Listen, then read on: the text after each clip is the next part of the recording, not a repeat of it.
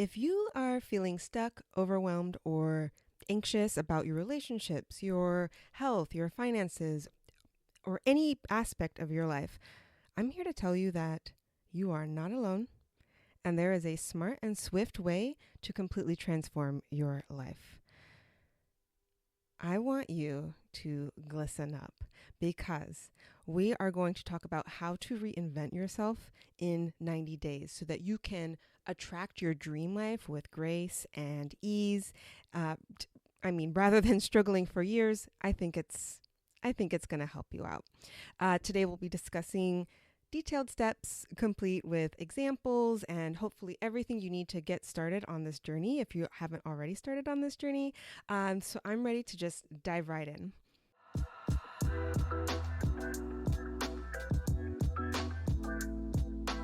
Hello, lovely. My name is Taylor Marie, your personal glow up coach. I help women essentially, the quick and dirty is I help you get healthy, wealthy, and hot in 90 days.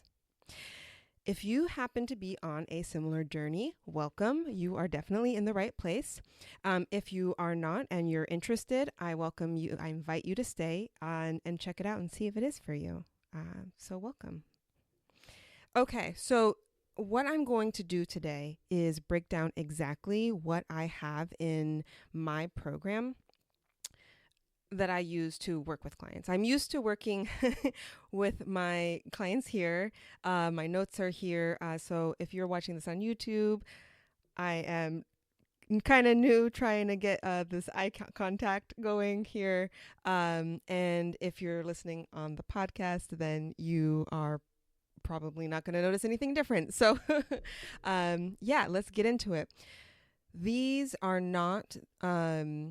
we're not going to be able to dive 100% into exactly the exercises I prescribe, into everything, or this would be like a 9-hour episode. This would be a 9-hour session. So I'm going to go in the quick and dirty, make sure that this is the right information for you for where you are, if this makes sense to you, it's resonating with you.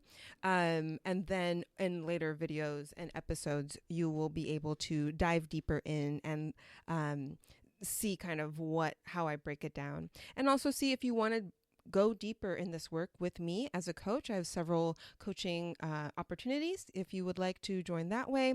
Either way, I think this is definitely the first step for you. So think of it this way. There's 3 pillars. It's tidy in our minds to think of it like, okay, month 1, 90 days, month 1, pillar 1. But actually what ends up happening is even though you try to like make it tidy, you kind of end up jumping around. But the pillars kind of help you stay organized. They're like lanes in a road, right? So you want to, for one, reprogram your limitations, right? So we talk about this is where you talk about how to make space for your new life in terms of learning detachment from your old identity. This is also where we get clear on what you actually want instead of just regurgitating what has kind of been taught to you or programmed to you by your family, yourself, your society, etc. We also want to dismantle and replace victim and scarcity narratives. So that's all under reprogramming the limitations, right? So society has kind of programmed limitations on us. Your family has done this as well, all in the idea or sense of keeping you safe or keeping things organized or controlled. But these are just imaginary limitations. This is just what somebody thought or prescribed and just kind of got passed down. Fears also got passed down. So that is the first pillar. The second pillar is about mastering your feminine energy. Now, even if you're a man or even if that sounds a little woo-woo, I highly suggest you lean in and listen into this because this is probably for me the linchpin cornerstone part of a transformation, especially for women, but men as well probably absolutely need to understand how feminine energy works within themselves and also with the women in their lives, right?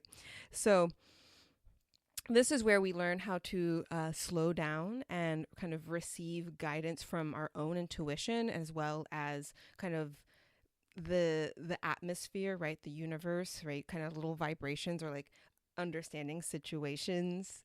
We have all walked into a room and been like, something's not right here. Being able to kind of fine tune that, and not just the big things like, ooh, something's not right, but like little small vibrations in that way, we can learn to kind of hone in on. So I really love this step. When this is a big one that will kind of be the first domino that knocks down the other dominoes in terms of like get you rolling to that success. Really learning how to do this is chef's kiss, the biggest piece of mastering your feminine energy. This is also where we learn to stop doing and to start playing. So what I mean by this is masculine energy is all about getting things done, doing what I like to call do good to feel good energy.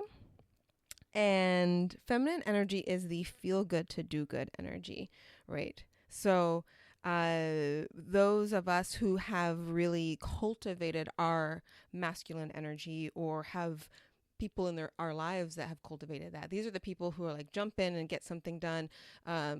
These are people who, when there's a problem, they're coming in with solutions. They're taking actions. They're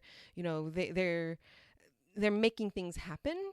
And the feminine energy is actually not so focused on that productive structure. Feminine energy is about play. It is about movement. It's more capricious, right? It's more coquettish. It has a lot more movement. And so when you learn how to, instead of trying to accomplish things like in a very masculine way of like getting a to-do list done, getting things done, producing results, and start actually playing, you're going to see huge results in your transformation. The third part of this second pillar is harnessing your intention to become luckier. So what do I mean by this? Your intentions, your inner scripting, your intuition, this will actually help you make decisions that give you the results, right? It's that bias. It's like that. What is that? The white car bias, right? It's like if you buy a white car, suddenly you see white cars everywhere. So when you say I am have an intention, I am this type of person, or I have these types of things, that's when you become luckier, because you have ingrained that in yourself. And so you're subconsciously always scanning. Your subconscious is so big and active, and our conscious minds are actually like only a small percentage of what we do and consume each day. So it's very exciting to be able to kind of harness our subconscious mind and program our intentions, and then we become luckier. And there's actually some cool science, some cool studies on how to become luckier. It's a thing you can learn. It's a skill, so it's not just, it's like being shy, you can undo that identity of being shy. It's just learning some skills and reprogramming your mind. So we can dive more into that later, but that is the second pillar. So the first pillar, to recap, was reprogramming your limitations. And the second one is to master your feminine energy. The third pillar, so juicy and fun. This is probably my favorite one, is practicing the art of attraction. So we have all learned about the law of attraction. And I think over the years, it has become kind of diluted and like misunderstood, and it's kind of become like super woo woo and not very practical or approachable. I think for most people, I think it ends up, most people just think, oh, I have to just like wish really, really hard. And then things will appear that I want. But that could not be further from the truth. So what we do to practice the art of attraction, and it is a daily practice. It's just like anything else in our lives, right? If you want to be fit, you don't just like exercise for a little while and then you're like, I'm fit, now I'm done exercising. No, this is something you do for the rest of your life, and then you continue to see the results. So why would you ever stop, right? So practicing the art of attraction, that requires 3 things, just like it did before we were talking about. Each of these pillars has 3 things: move and flow for confidence and ease. So it's a little bit like the feminine energy of like starting to play. But what we really are trying to do is be a energetic match for the thing that we want, right? So it's kind of like we're learning life Aikido, dodging the things that don't serve us, and we're moving into all of the things that we like about ourselves and that we are an energetic match for. And when I say energetic match, it really is energy, right? So we, if you go into the science of it, right, you think E equals MC squared, right? So that tells us the relationship of us to energy, like mass to energy, right? We are all essentially slowed down light, right? If we were to go faster than the speed of light, we would disintegrate. Now, that's like a wormhole. So we won't get too much into it. But truly, energy is something that, vibrational energy is something that we can control and change. And there is plenty of science behind this. So just because the science hasn't become mainstream, it's probably one of those things where if you know, you know.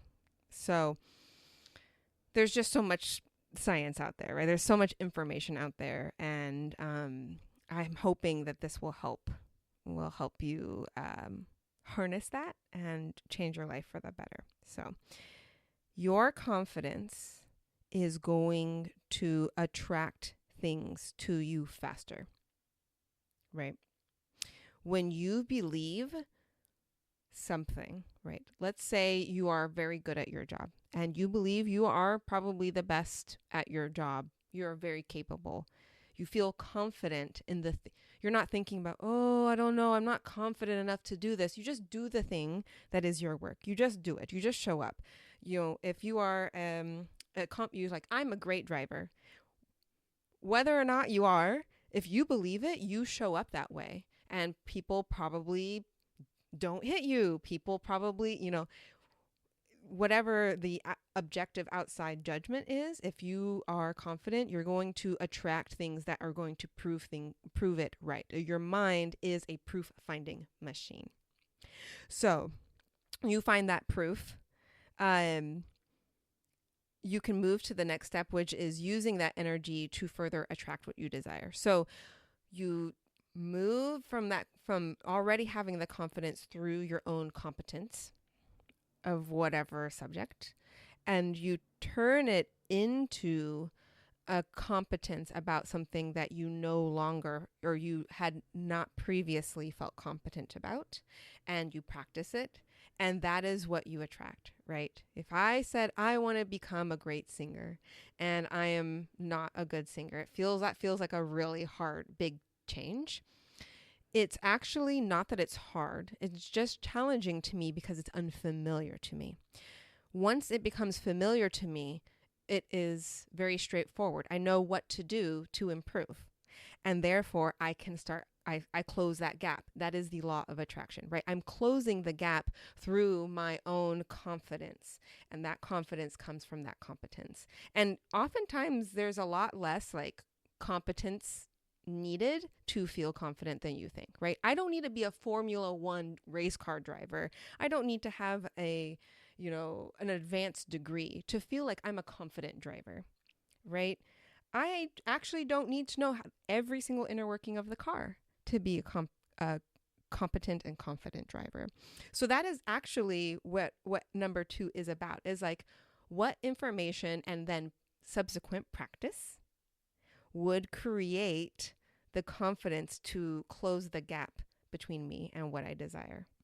And then number 3 of practicing the art of attraction is to decrease the masculine communication and start receiving more.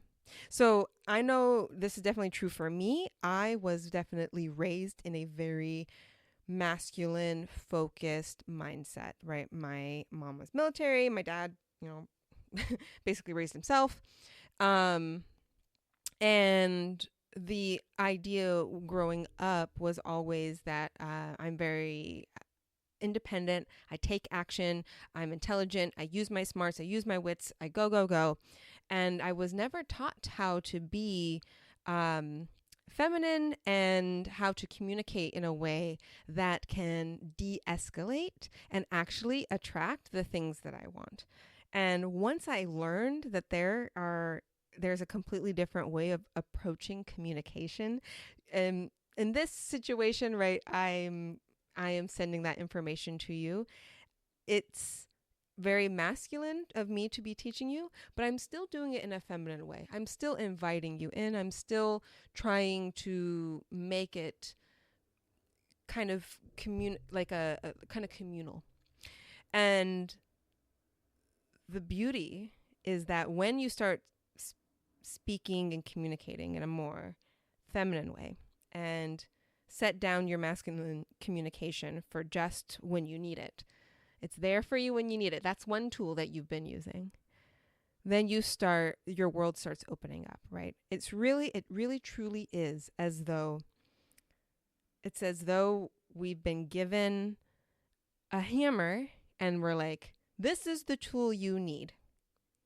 Go out into the world. And I'm saying, well, there's also other tools. There's, Allen wrenches, screwdrivers, right? Here's some other tools. So my job in giving you these steps and this coaching is to help you see that you're probably not struggling because you're not capable. You're not struggling because you're not trying hard enough. You're struggling because you're using a hammer as your only tool. And I've got to give you a lot better tools. And when you start applying those tools, you're going to start feeling so good. So I'm really curious what your thoughts are. I am very curious about if you've heard of any of these concepts, if you've applied any of these concepts. I know that today we didn't have a lot of time to go into exactly how I would teach this to a person or the exercises I would give to help a client. If you do want to become a client, of course, I would give those to you. Reach out to me if you're interested in that. But the cool thing about this is it is a roadmap. It is a starting place. You can start improving your competence and going from here, right? Reprogram your limitations by making space for your new life, by learning attachment. Get clear on what you actually want and not what has been programmed into you, and dismantle and replace your victim and scarcity narratives, right? That's all in reprogramming your limitations. You can go out and learn how to do that on your own. You can work with me. You find a way, but if you want to get unstuck, you definitely want to see what those hidden limitations are. Mastering your feminine energy. It's like people are out here wondering why they're going in circles, but they're only stepping with their left foot. Well, it's like if you're only stepping with your left foot, you can only go in circles. So if you want to learn how to use the other half of your energy and become more magnetic, you have to learn how to slow down and receive. You have to learn how to stop doing and start playing. And you have to learn how to harness your intention to become lucky. And then the third pillar is to practice the art of attraction. You want to move and flow for confidence and ease, all right? We are attracted, everyone's attracted to someone who is confident and in ease, right? So we also need to use that energy to attract what we desire. Learning how to do that is going to change your life. You can go learn how to do that. And then we want to decrease that masculine communication and increase the feminine communication so that we can start receiving more and we stop butting heads, right? It feels like we live in a very combative society. And I think a big part of it is we've raised men and women the same way. We're in a patriarchy, and where we are in a feminist phase, and we've kind of missed the mark of what feminism really can be. It's not just being equal to men. It is expanding what it means to be human. Both genders need both sides, right? Or all people need a beautiful blend of whatever makes sense to them, of masculine and feminine energy.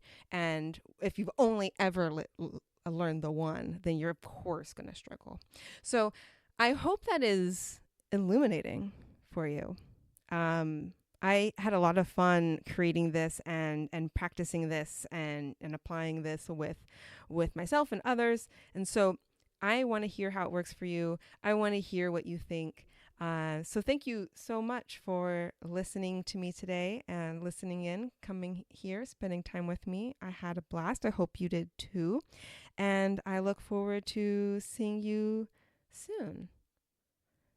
Blessings to you. I love y'all. You're wonderful. I will talk to you soon.